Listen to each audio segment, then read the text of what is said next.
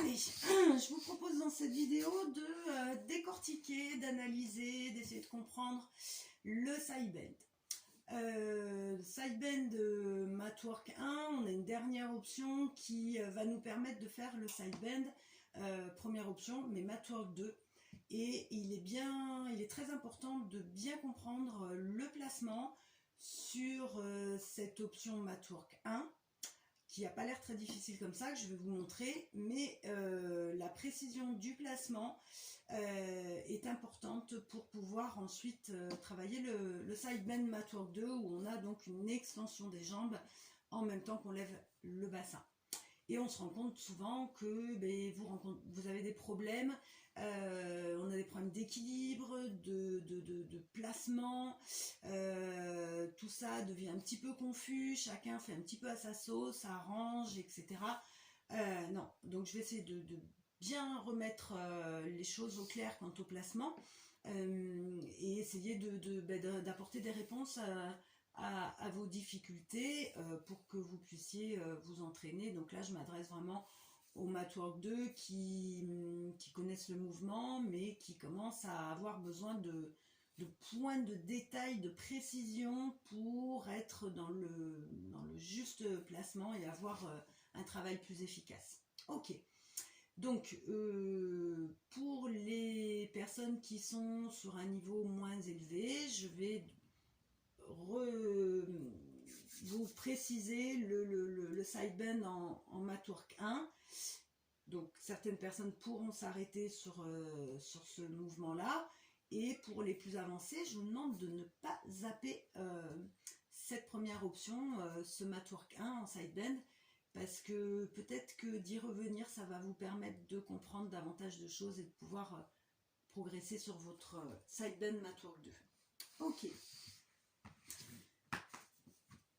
Sideband, toute première option,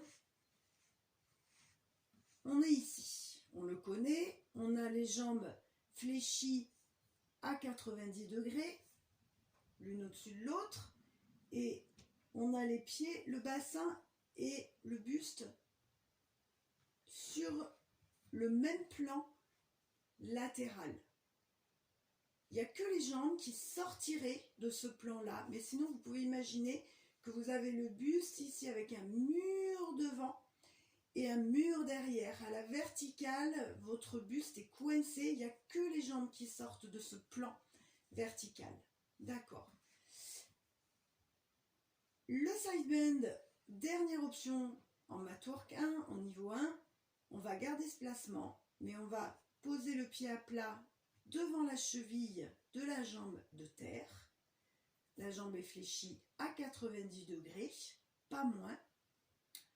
Et la jambe ici, je vais la placer donc dans le même plan latéral, vertical que mon buste. Et le pied pareil, d'accord? Du bassin, enfin de la cheville, du genou, toute la jambe, et à partir du bassin jusqu'à la tête, tout ça c'est coincé entre deux murs à la verticale. De là, on se redresse, on pose la main à plat légèrement en avant de l'épaule. Pas sous l'épaule, pas non plus trop loin. Juste comme si vous pouviez imaginer, voilà, que vous essayez de redresser le buste, d'accord? Et là, vous avez juste la main qui vient se placer là où il faut pour soutenir en fait le buste en exerçant une pression constante de l'épaule et de la paume de main vers le sol. D'accord? On place bien nos 5 référentiels et on va faire très attention. Donc sur ces 5 référentiels, on grandit dans sa colonne, on prend le temps, on garde bien l'épaule basse et là on va focaliser sur une attention sur le bassin avant de faire le mouvement pour vérifier que le bassin est bien sur un plan toujours face à un miroir, sur un plan toujours vertical. C'est-à-dire que cette hanche-là n'est pas partie en arrière parce que j'ai placé ma jambe. Donc reprenez bien là, vous avez les deux hanches l'une au-dessus de l'autre. Visualisez bien ici. quand vous placez cette jambe, il faut essayer d'avoir au maximum cette jambe sur un plan, le même plan latéral que le buste, et sans faire partir la hanche derrière. Ce qui va être difficile, ça va demander de la souplesse ici au niveau de l'articulation de la hanche. Si on n'est pas suffisamment souple pour amener le genou vers le plafond et pas en avant, ça va être un peu plus difficile.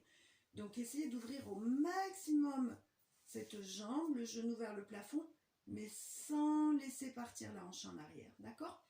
Et de là, on se place, comme j'ai précisé juste avant. Place bien nos 5 référentiels. S'il faut, je décale un petit peu, je m'assois un peu plus vers ma main pour avoir un angle de jambe suffisant pour me permettre de faire le mouvement sans trop de difficulté. On place nos 5 référentiels, on prend le temps de grandir dans sa colonne. Et sur le souffle, on va lever le bassin, simultanément amener le bras de ciel en couronne et regarder la main de terre. Sur le temps de l'inspire, on redescend en effleurant le sol et on repart. Sur le temps de l'inspire, on retient bien la descente, on ne s'écroule pas et on ne relâche pas l'épaule. Souffle, repousse-toi du sol, regarde ta main comme si tu pouvais vraiment imaginer que ta main s'enfonce dans le sol. Le mouvement ici, il y a un gros travail au niveau des obliques, moyen, petit fessier. Mais attention, précision, quand on fait ce mouvement, le bassin reste avec les 2 hanches à la verticale. J'imagine que j'ai un fil, un harnais qui tire mon bassin vers le plafond. Je reste toujours avec un bassin neutre sur le même plan, les 2 hanches à la verticale l'une au-dessus de l'autre. Donc attention, petit défaut que je vois souvent, de ne pas amener le bassin ici qui va vers les jambes et qui fléchit les jambes. D'accord? Des fois les gens viennent là et ne se reposent pas au même endroit. Je lève au-dessus de là où je suis assise et je me rassois au même endroit. D'accord? L'idée, elle serait plus de vouloir monter au-dessus de sa main et placer l'épaule au-dessus de sa main. En creusant la taille, je regarde ma main qui me repousse du sol et je retiens. Aidez-vous bien de cette sensation de se repousser du sol et de vouloir monter en allongeant, en creusant la taille par-dessus la main, comme si je voulais amener mon épaule au-dessus de ma main. C'est un peu ce qui se passe, d'accord? Bien travailler cette option-là pour qu'elle soit juste, à savoir qu'il n'y ait pas de genoux qui se ferment quand on monte, qu'il n'y ait pas de bassin qui bouge de ce plan vertical dans lequel il est coincé, d'accord? Ça va vous permettre de pouvoir ensuite faire le side bend, option 1 en niveau mat work 2. Alors, ne travaillez pas trop longtemps parce que ça fait mal à l'épaule, ça fait mal au niveau des poignets, donc sinon changez de côté, mais ne restez pas trop longtemps sur ce side bend. Privilégiez plutôt en faire un petit peu tous les jours en le mixant avec d'autres mouvements avant, après, comme je vous ai indiqué sur le cours. Alors, on change de côté, enfin en tout cas moi je change de côté pour pouvoir vous montrer le side bend mat work 2, première option qui découle de ce qu'on vient de voir. C'est exactement la même chose sauf qu'on va rajouter une extension de jambe. Le placement est exactement le même, plutôt être ici que là. Là, les genoux sont trop serrés, ça ne va jamais marcher. Si vous êtes tout raccourci sur vous, vous n'allez pas pouvoir le faire. Donc, 90 degrés minimum, l'angle des genoux. Allez, bien focaliser son attention sur ce plan vertical dans lequel mon buste et mon bassin et ma jambe ici sont placés en fonction de votre souplesse, articulation de hanche. D'accord? Si vous n'êtes pas très souple, vous n'allez peut-être pas pouvoir ouvrir autant. D'accord? À vous d'adapter. Précision pour ce pied qui est au sol. On dit qu'il passe, il forme une ligne entre la main et le pied en passant par le bassin. C'est vrai que c'est important parce que c'est les deux points sur lesquels vous allez être en fait en équilibre et vous allez essayer de répartir, d'avoir votre centre de gravité qui est au niveau du bassin et qui va être réparti de manière équilibrée entre l'avant et l'arrière, entre les bras et les jambes. D'accord? C'est pour ça que le bassin, il doit toujours rester, c'est le centre de gravité, il doit rester ici, au centre de votre corps. Ne pas amener le bassin là, ne pas non plus trop venir par là. D'accord? Et pour le pied qui est ici, eh bien, les orteils, voyez-vous, ils ne sont pas tournés vers vous, ils sont tournés vers l'extérieur.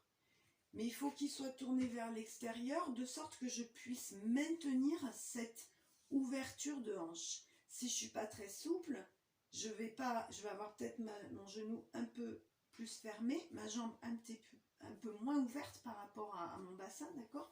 Et à ce moment-là, j'adapte le pied et donc je mets mes orteils peut-être pas sur cette ligne, mais un petit peu plus en diagonale, d'accord?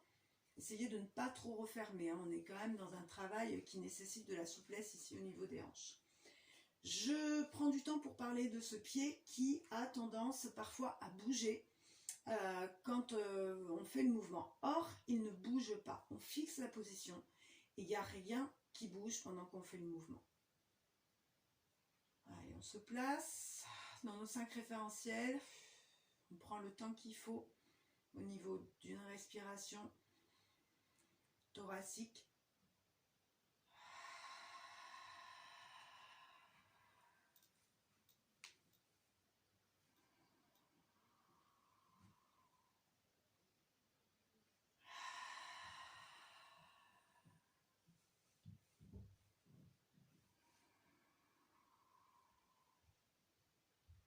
Expire, lève le bassin en même temps que tu tends les jambes et amène le bras en couronne, le regard sur la main.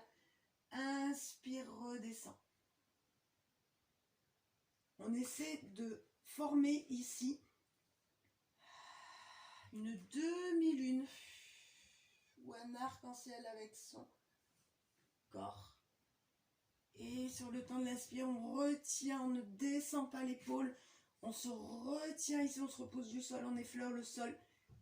Et on repart. Attention, quand je tends les jambes, je contracte les fessiers, les abdominaux, les obliques. Et j'essaie de ne pas lever ce pied de terre et de ne pas le bouger, de garder le talon ancré au même endroit. De sorte que je suis vraiment sur un travail très fort ici au niveau des obliques, mais qui nécessite aussi de contracter les fessiers pour stabiliser le bassin, pour éviter de partir dans tous les sens. Pour stabiliser le bassin, c'est avec les abdominaux et les fessiers qu'il faut contracter simultanément. Éviter de fermer le genou et de bouger le pied pour adapter. Quand vous êtes en haut, c'est que la continuité ici. Contracte les fessiers, contracte les abdos et je n'ai pas fermé ma jambe. Je suis dans la même position d'ouverture. Ok? Donc, après, ce que je peux vous conseiller, c'est... vous êtes tous à des niveaux un petit peu différents là. Donc, ceux qui sont sur une fin de matwork 1, en voie vers le matwork 2, je vous conseille de bien travailler la position juste de grenouille ici, sans tendre les jambes, juste celui-là, d'accord? En essayant d'avoir un placement juste tel que je vous l'ai décrit. Et pour les plus avancés, refaites bien cette option, sans tendre les jambes, vraiment, parce que vous allez voir que peut-être vous avez des petites adaptations, des petits ajustements, plutôt des ajustements à faire, dont vous allez vous rendre compte. Pour pouvoir ensuite avoir un side bend avec les jambes qui se tendent, qui sera peut-être plus précis. Revenir sur des options plus faciles, parfois nous permet de saisir des choses que nous n'arrivons pas à faire sur des options plus difficiles. prendre conscience de certaines choses en revenant sur des options faciles, c'est souvent une bonne méthode. Naviguer entre les deux, option facile, option plus difficile. Ensuite, je vous conseille de ne pas trop chercher d'une manière générale. Alors c'est un petit peu contraire à ce que je vous amène. J'ai envie de dire ne pas trop chercher la perfection. Si, c'est ce qu'on vise en pilates, un mouvement parfait, contrôlé, fluide, etc. Mais si vous vous donnez, ça dépend où vous en êtes dans votre pratique et dans votre progression. Si vous vous mettez trop de contraintes et d'exigences dès le départ, ça va vous bloquer. Donc essayez juste, si vous en êtes au début de l'apprentissage de ce side bend, en évolution vers le mat 2, essayez de faire respirer le mouvement, essayez de vous laisser porter par votre respiration. C'est super important en fait, ça, plus que d'avoir tout bien pile poil. On ne peut pas tout avoir, tout maîtriser, on ne peut pas faire en sorte que tout soit parfait dès le début. Donc passez plutôt par la recherche de la respiration qui vous porte, et donc vous aurez une certaine fluidité, même si le mouvement n'est pas parfait. Et ça, c'est plus important que de chercher dès le début la perfection. C'est mon petit conseil du jour. Et puis, pour ceux qui sont sur un niveau plus avancé, mes groupes du lundi soir et du vendredi midi, je pense que vous pouvez maintenant chercher les petits détails, les petites choses qu'on peut affiner. Pensez au fait que le pied ne bouge pas, qu'il reste au sol. Pensez à bien contracter les fessiers, les abdominaux pour bien stabiliser le bassin. Visualisez bien ce couloir entre lequel vous êtes coincé. Et là, oui, vous en êtes à un niveau où il faut essayer même de revenir sur quelque chose de plus facile pour pouvoir affiner les choses. Voilà, voici tous mes conseils. Je vous souhaite un bon entraînement. Ne restez pas trop longtemps sur le side bend, privilégiez plutôt la régularité, encore un principe Pilates, la fréquence, la répétition d'un mouvement enchaîné avec d'autres. Et petit à petit, vous allez voir que plus vous allez vous entraîner, tous les jours un petit peu, mais pas trop, plus vous allez développer vos sensations et vous aurez d'autant plus de plaisir à sentir que vous progressez. Allez, à très bientôt!